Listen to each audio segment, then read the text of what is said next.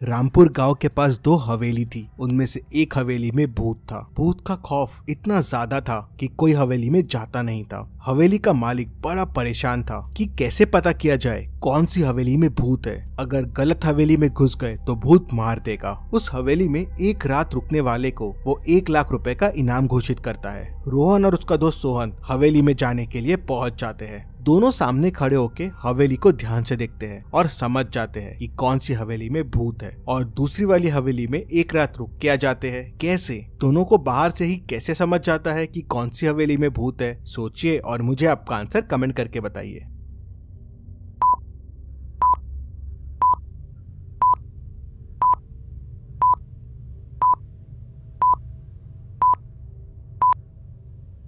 चलिए इसका आंसर देखते हैं। दूसरी हवेली को ध्यान से देखिए। पैरों के निशान जो हवेली के तरफ जा रहे हैं उनमें एक पैर सीधा है तो दूसरा पैर उल्टा है। उसी से दोनों समझ जाते हैं और 1 लाख रुपए जीत जाते हैं। चलिए अगली पहेली देखते हैं। रोहन 1 वीक के लिए वेकेशंस के लिए जाता है। जब वो वापस आता है तो देखता है कि उसके घर में चोरी हो गई है। चोरी की तहकीकात करने डिटेक्टिव मेहुल पहुंच जाता है। रोहन को उसके 3 फ्रेंड्स पे शक होता है, जेमी, रेचल और सैम। मेहुल तीनों फ्रेंड से पूछताछ करता है। जेमी कहता है, मैं भी 1 वीक के लिए वेकेशंस के लिए माउंटेन्स पे गया था, तो मैं चोरी कैसे कर सकता हूँ? ये देखिए मेरे पिक्चर्स। रेचल कहती है, मैं भी बीच पे थी, पूरा वीक वहीं थी, ये देखिए मेरा पिक्चर। सैम कहता है कि मैं भी डेजर्ट्स में था, पूरा वीक सिटी में था ही नहीं, आप मेरे भी पिक्चर देख लीजिए। इन पिक्चर्स को देख के मेहुल तुरंत समझ जाता है कि कौन झूठ बोल रहा है। कैसे? क्या आप इन तीनों पिक्चर्स को देख के बता सकते हैं कौन झूठ बोल रहा है? सोचिए और मुझे आपका आंसर कमेंट करके बताइए।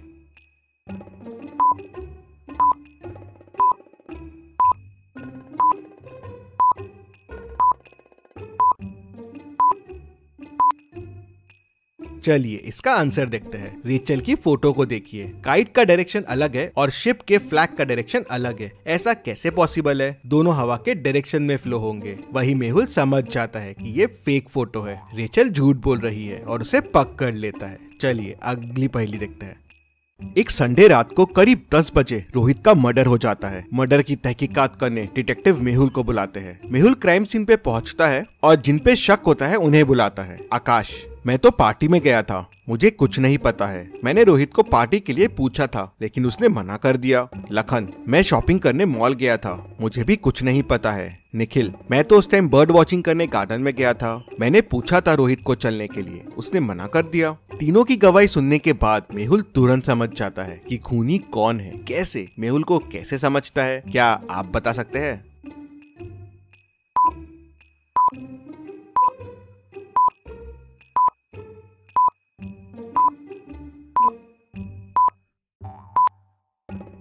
चलिए इसका आंसर देखते हैं। खूनी निखिल है। खून करीब 10 बजे हुआ। उस टाइम कोई बर्ड वॉचिंग कैसे कर सकता है? मतलब निखिल झूठ बोल रहा है, वही खूनी है। चलिए अगली पहेली देखते हैं। अगर एक चॉकलेट और एक पानी की बोतल 110 रुपए की है और चॉकलेट का कॉस्ट पानी की बोतल से 100 रुपए ज्यादा है, तो आप बताएं पानी की बोतल का कॉस्ट क्या होगा? आपका आंसर कमेंट कीजिए।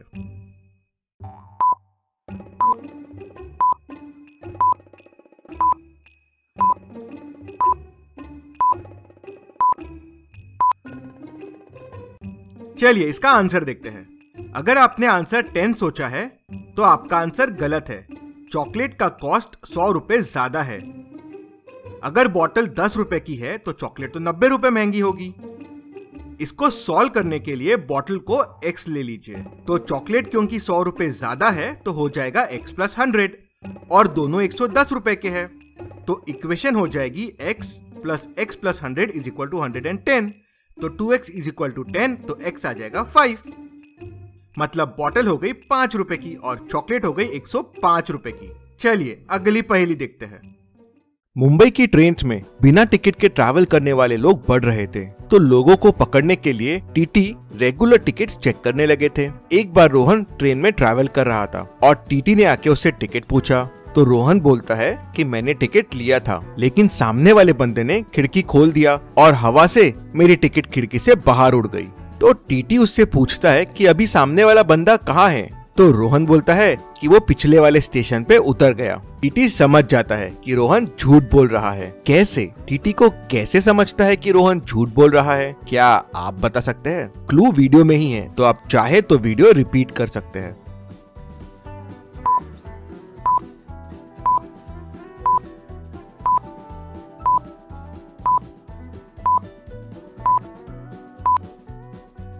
चलिए इसका आंसर देखते हैं। ट्रेन में हवा बाहर से अंदर आती है, तो खुद से टिकट खिड़की से बाहर नहीं जा सकती, वो हवा से ट्रेन के अंदर ही उड़ेगी। वहीं टीटी को समझ जाता है कि रोहन झूठ बोल रहा है। चलिए अगली पहेली देखते हैं। एक ट्रेन स्टेशन पे रुकी हुई है।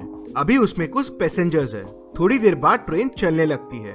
ट्रेन के अगले स्टॉप से 19 लोग ट्रेन से उतरते हैं और 13 लोग ट्रेन में चढ़ते हैं। ट्रेन में अभी 63 पैसेंजर्स है। तो आपके लिए एक सवाल है कि ट्रेन जब सबसे पहले स्टेशन से निकली थी तब उसमें कितने पैसेंजर्स थे? आंसर देखने से पहले आपका आंसर कमेंट कीजिए।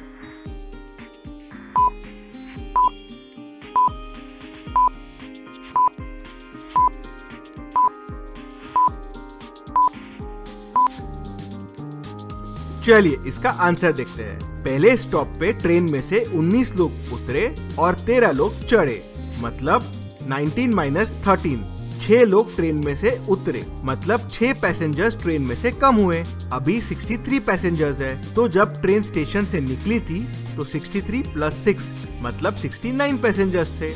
चलिए अगली पहेली देखते हैं। रोहन स्कूल से जंगल वाले रास्ते से घर आ रहा था कि तभी वो रास्ता भटक जाता है। आगे जाने के लिए उसे 3 गुफा दिखती है। उसे कोई एक गुफा को चुनना होगा आगे बढ़ने के लिए। पहली गुफा के अंदर जहरीले सांप है जो अंदर जाते ही रोहन को डस लेंगे। दूसरी गुफा के अंदर जंगली शेर है जो रोहन को कच्चा चबा जाएगा। तीसरी गुफा के पीछे आदमखोर बैट्स है जो रोहन के अंदर जाते ही उसका खून चूस लेंगे। अब आप सोचिए और मुझे बताइए, तीनों में से रोहन को कौन सी गुफा चुननी चाहिए? ध्यान से सोचिए और मुझे आपका आंसर कमेंट करके बताइए।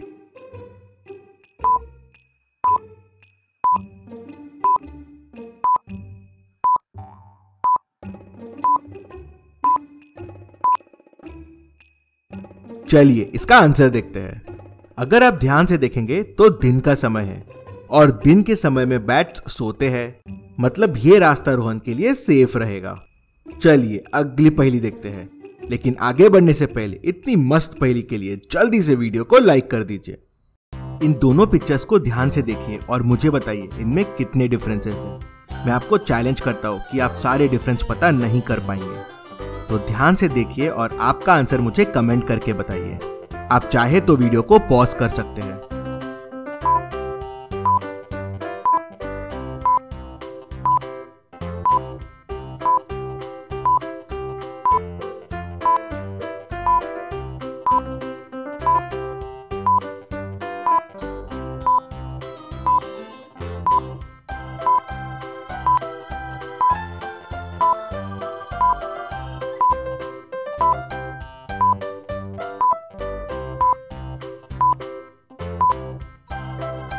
और इन दोनों पिक्चर्स में सिर्फ 3 डिफरेंसेस है। पहला, इसकी टंग देखिए, दूसरा हाथी की सूंड देखिए और तीसरा लायन का लेग देखिए। चलिए अगली पहेली देखते हैं। इस पिक्चर को ध्यान से देख लीजिए।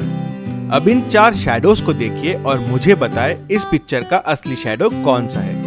ध्यान से देखिए और आपका आंसर कमेंट कीजिए।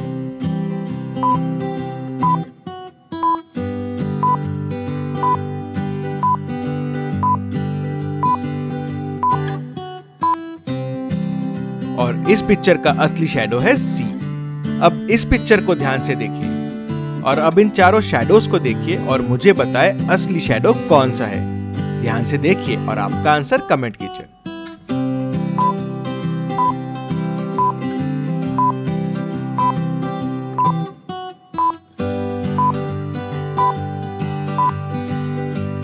और इसका असली शैडो है बी।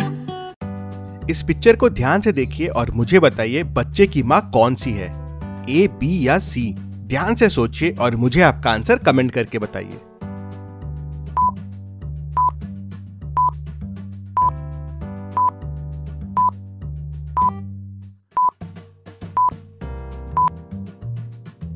चलिए इसका आंसर देखते हैं।